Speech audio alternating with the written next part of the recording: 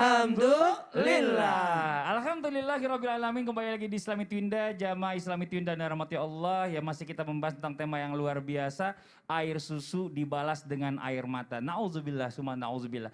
Nah, sekarang kita lanjut lagi nih, minta tanya sama guru kita Ustadz Maulana, mohon izin Ustadz Maulana. Ya namanya orang tua ini ya. Contoh mungkin Allah yarham orang tua saya, itu dia tuh nggak pernah mau yang namanya merepotkan anak-anaknya. Tidak akan pernah. Dia itu berpikir ya, udahlah semuanya masih bisa diurus sendiri. Berusaha mandiri walaupun pada saat itu almarhumah ibu saya tuh dengkulnya tuh sakit dan jalan tuh agak susah gitu. Tapi tetap aja dia pengennya tuh ya udah jangan dituntun-tuntun mama. Jadi kayak orang nggak sanggup gitu. Padahal mama masih bisa gitu. Masih begitu-begitu tuh Ustadz tuh. Tapi kita sebagai anak pengennya tuh pengen banget ngurus mereka itu sampai akhir hayat gitu. Masya Allah luar biasa pengennya gitu. Tapi keputusan orang tua kan harus kita hormati. Nah ini bagaimana Ustadz?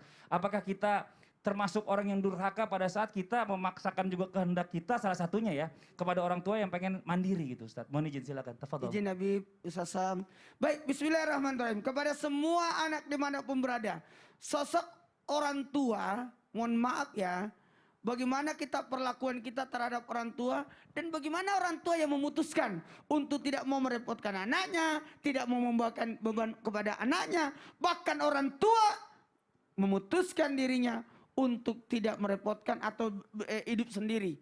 Nah dalam hal ini, maaf saya harus sampaikan karena berdasarkan banyak pengalaman yang kita lihat di lapangan, di masyarakat, adanya orang tua dan anak clash atau ada anak dan orang tua, mohon maaf berbeda pendapat, maka yang harus kita lakukan adalah berkata baik kepada orang tua. Berbicara baik-baik kepada orang tua. Kata berbicara baik-baik kepada orang tua, cari waktu yang tepat, cari kata-kata yang tepat, dan cari keadaan yang tepat. Tempat, waktu, keadaan. Ini yang harus bawa umroh orang tua. Ngobrol di sana perjalanan. Atau mengadakan seperjalanan orang tua. Atau pergi keluar daerah sama orang tua. Itu pasti akan keluar unek-uneknya. Sebenarnya sih, kalau sudah berkata sebenarnya sih, itu. Kali yang kedua, keputusan orang tua untuk hidup sendiri karena tidak mau merepotkan anaknya, maka anak harus yang kedua bersifat tegas. Kenapa bersifat tegas? Karena kalau orang tua sudah punya penyakit, nggak mau minum obat, nggak mau merawat diri atau dan sebagainya, dan ini mama harus ke rumah sakit deh. Mama harus dirawat di rumah sakit. Nah keputusan ini harus tegas. Karena kenapa? Kita tidak mau melihat orang tua kita menderita. Maukah kita melihat orang tua kita menderita? Maukah orang tua kita melihat orang tua kita sakit yang lama?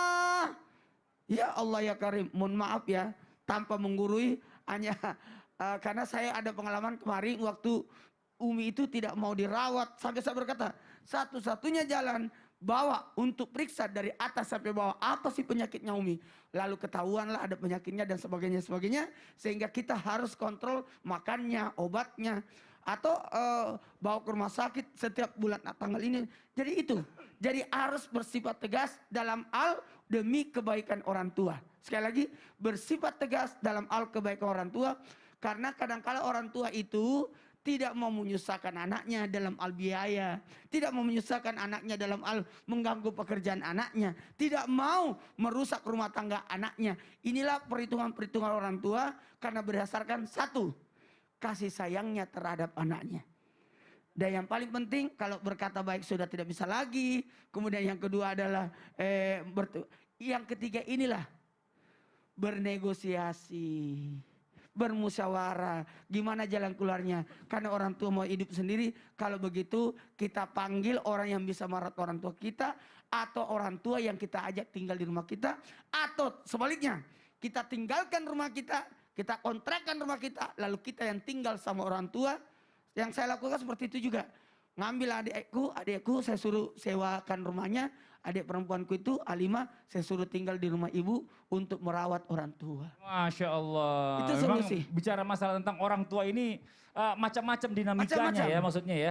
Nggak selalu melulu sama seperti itu. Macam-macam kompleks nih permasalahannya. Kalau anak yang dirawat makin besar makin mudah. Betul. Tapi kalau orang tua yang dirawat makin lama makin susah. Masya Allah.